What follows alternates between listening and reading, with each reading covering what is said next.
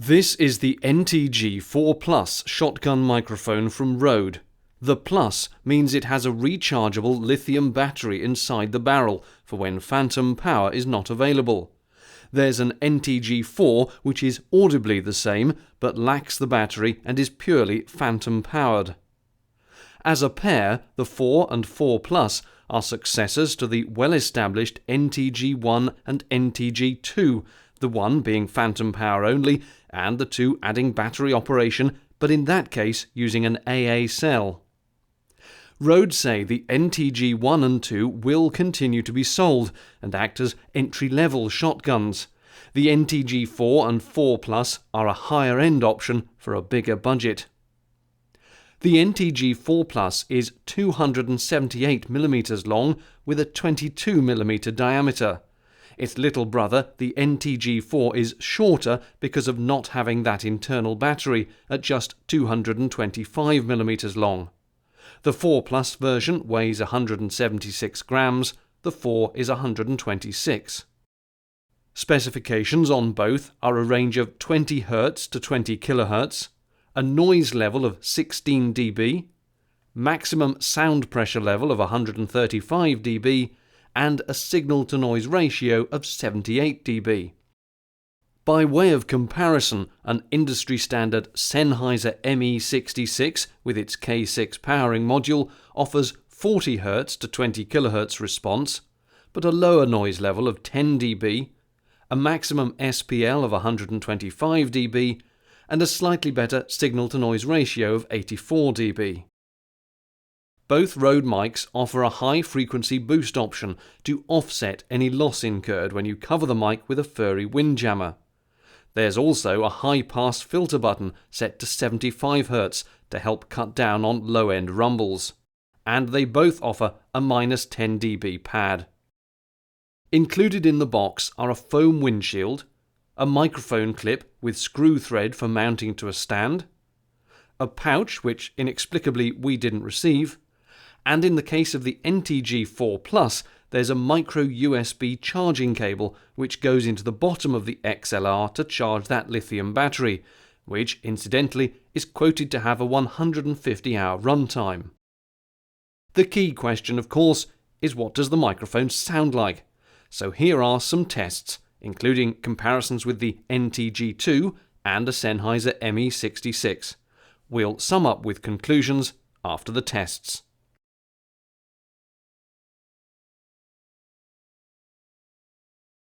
After a time, she heard a little pattering of feet in the distance, and she hastily dried her eyes to see what was coming.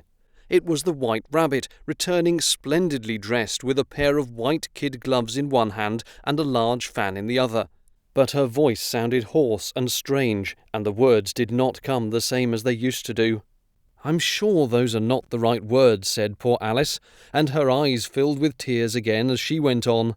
After a time she heard a little pattering of feet in the distance, and she hastily dried her eyes to see what was coming. It was the White Rabbit, returning splendidly dressed with a pair of white kid gloves in one hand and a large fan in the other.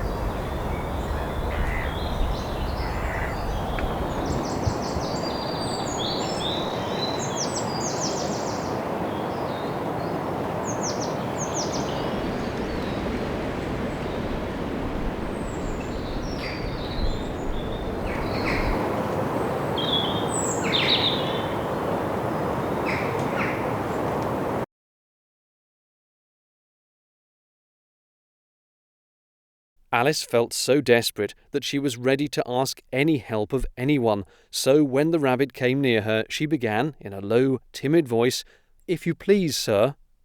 The rabbit started violently, dropped the white kid gloves and the fan, and scurried away into the darkness as hard as he could go.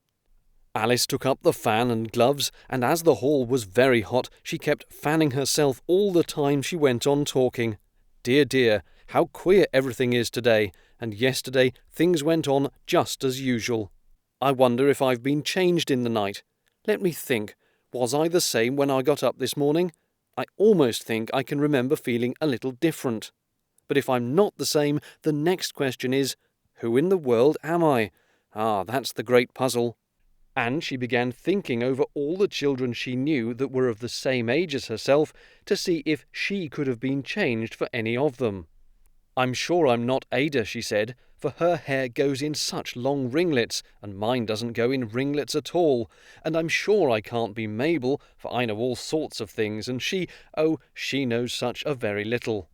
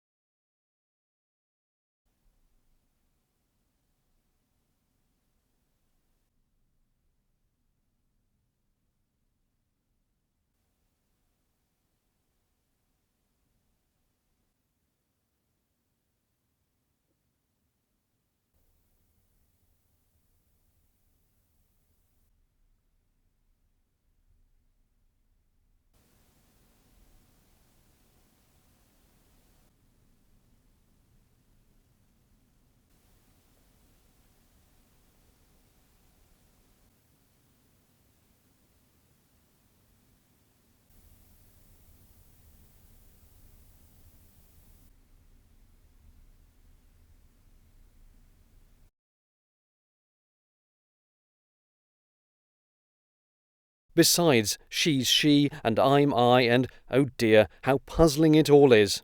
I'll try if I know all the things I used to know. Let me see. The multiplication table doesn't signify. Let's try geography. London is the capital of Paris, and Paris is the capital of Rome, and Rome... No, that's all wrong, I'm certain.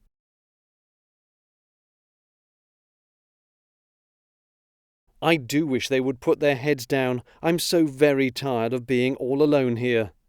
As she said this, she looked down at her hands and was surprised to see that she'd put on one of the rabbit's little white kid gloves while she was talking.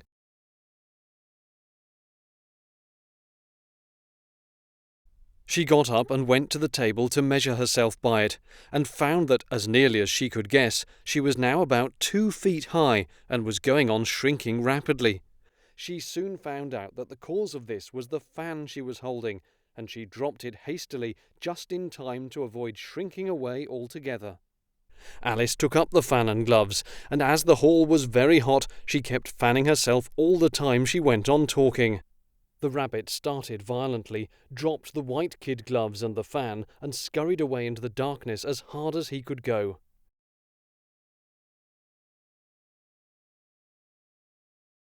This is a test recording of the Rode NTG4 Plus microphone, standing directly in front of it from about a metre away. The sound quality should be good. 1, 2, 3, 4, 5, 6, 7, 8, 9, 10. This is a test of the Rode NTG2 microphone. I'm standing directly in front of it, so the sound quality should be good. You should be hearing my voice nice and cleanly, as well as some of the background sound of this nature reserve. 1, 2, 3, 4, 5, 6, 7, 8, 9, 10. This is a test of the Sennheiser ME66 microphone with its K6 powering module, although the microphone is being phantom powered for this test. I'm standing about a metre in front of it and the sound quality should be good. 1, 2, 3, 4, 5, 6, 7, 8, 9, 10.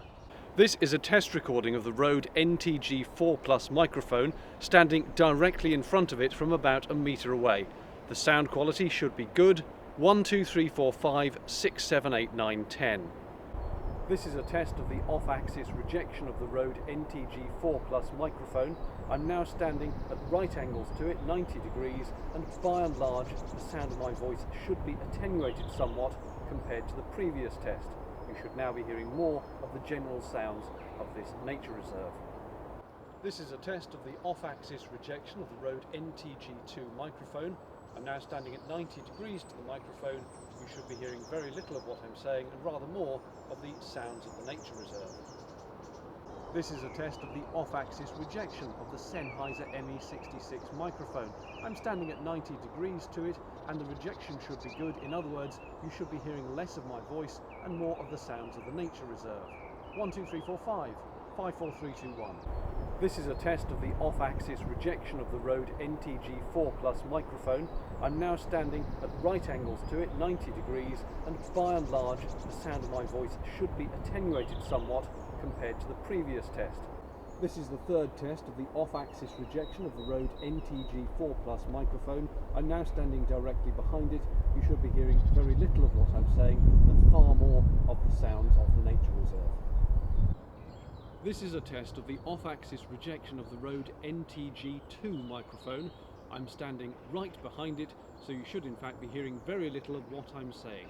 10, 9, 8, 7, 6, 5, 4, 3, 2, 1.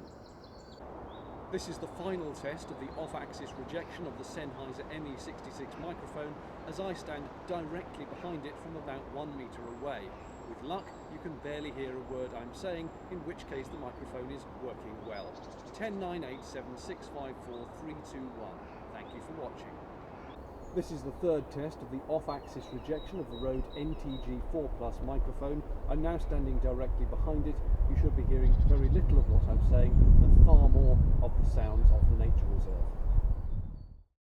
And so to some conclusions. Firstly, let me mention a couple of points.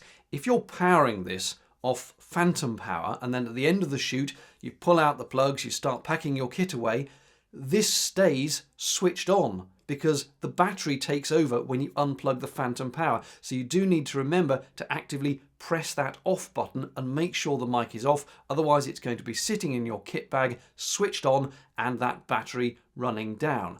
And that brings me to the other point, which is of course that on the older mic, the NTG2, or indeed the Sennheiser ME66, if you need to run it off battery and the battery is flat, you just whip it out and stick in a new AA cell, and most camera operators have a massive stash of AA cells. It's just one of those things you carry about with you at all times. If this one runs out, then it's an internal lithium-ion rechargeable, so you need to carry about with you a little USB charger or one of those portable power packs and then wait for it to charge up. So that may be an issue for you. Having said that, again, anyone who's using one of these, I would imagine, is going to have 48 volts phantom power available to them, because pretty much anything that puts out or accepts an XLR signal from a microphone usually has the option to also provide phantom power. So I'm not absolutely sure that the internal battery would ever really be used that much anyway, but it is something to be aware of. As to the sound, I preferred it with the high boost switched on, but that might just be because every day I tend to use a Sennheiser mic and it had a sort of slightly crisper sound. I would say this was a slightly bassier sound, and turning that high boost on perhaps made it just sound more like the one I'm used to. I would say that if you are a fan of the Sennheiser sound, you're probably unlikely to be swayed by this, but if you are a fan of Rode microphones and you're looking to buy a shotgun, this or the NTG4 is definitely one you'll probably want to add to your shortlist. Thank you for watching. I do hope this video was useful to you. If it was, please do click on that like button, and if you're not already a subscriber to the channel, then please do click on the subscribe button as well. It's free and YouTube should let you know every time a new video is uploaded to the channel. Bye bye.